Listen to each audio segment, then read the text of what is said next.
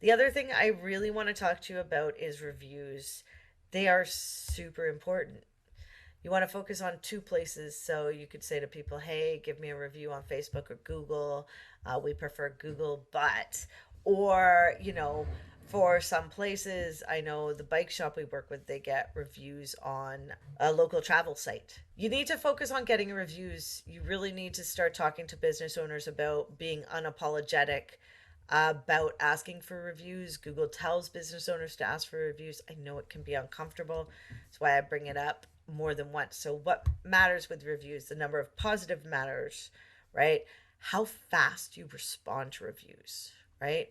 If your clients can name the service they got, the location, also important, right?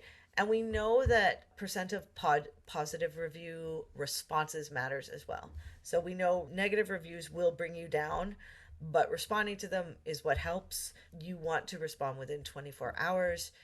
You need to be positive, and there are some rules, which are no more than two sentences. Definitely want to thank people for bringing things to your attention. You don't want to be a doormat, but you want to take it offline. If there's a negative review there, you definitely, everybody's reading that, and there are people that will share your responses to reviews if they are reactive, if they're like paragraphs. If you've written more than two sentences, you've gone too far. 2 to 5, I say two, but respond quickly. The other thing to know, and maybe you know this just from your own experience, but minimum 20. So aim for 20, because then you're legit. 10, people still wonder. 6 minimum. One could be your mom or your sister, right? So the higher the reviews, the higher you show up in the map pack. That's what we're seeing. And this is about negative reviews. So low star ratings hurts your click-through rate. We know if we see a business with bad reviews, we might not go. Chances are we might not, right? It can hurt sales, conversions, perceived value. Your responding options are do nothing, get review removed, respond to reviewer, which is what most likely is going to happen. And you're writing a response for your future customers. That's how you have to think about it.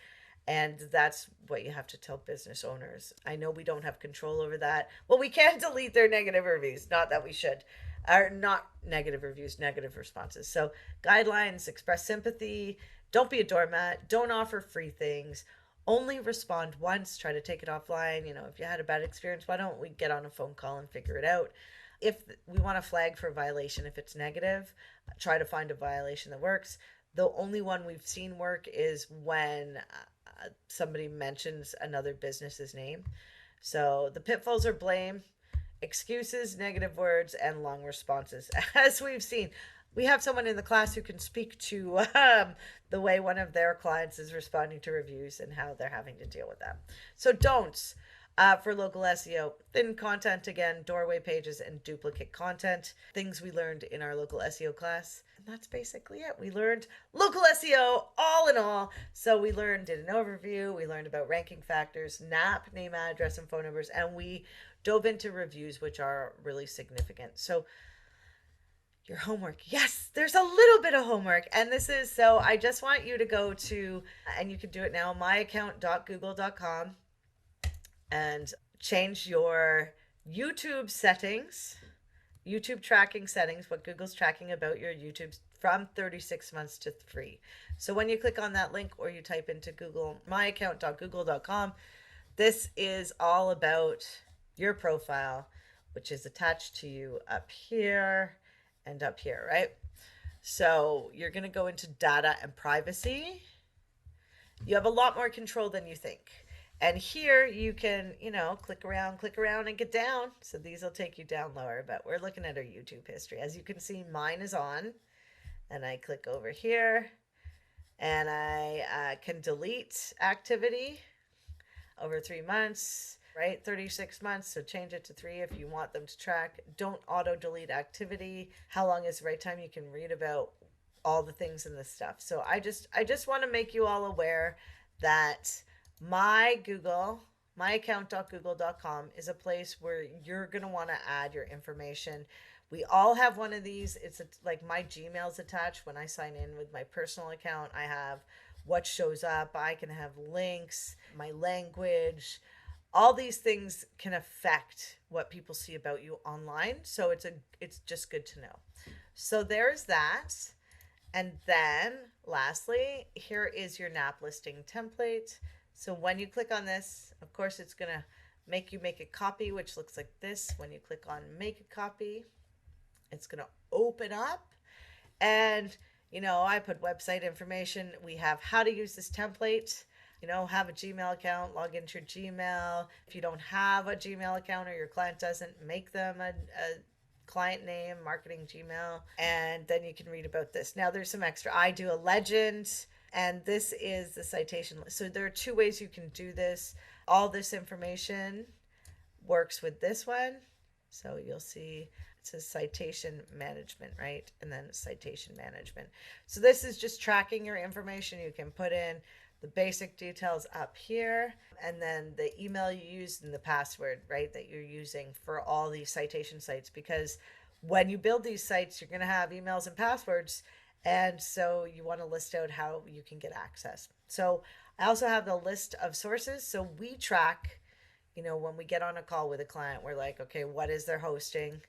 What's their CMS? You can ask them, there are ways to find this out. Do you have website admin access? We add digital assets and what they have, but we also go down and you're going to add like Google Business Profile. Apple Maps is a big one too that we use. So the Apple Maps, Bing Places, those are the three ones that are musts, and you have to work with the client because they call, right? And the client has to answer the phone.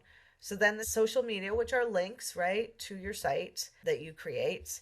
Bing Webmaster Tools, all these things. But then you get down here and there's a list that you can just go through. You can add, you can delete. Now, I also added your Moz checker. So here it is. You can click on this.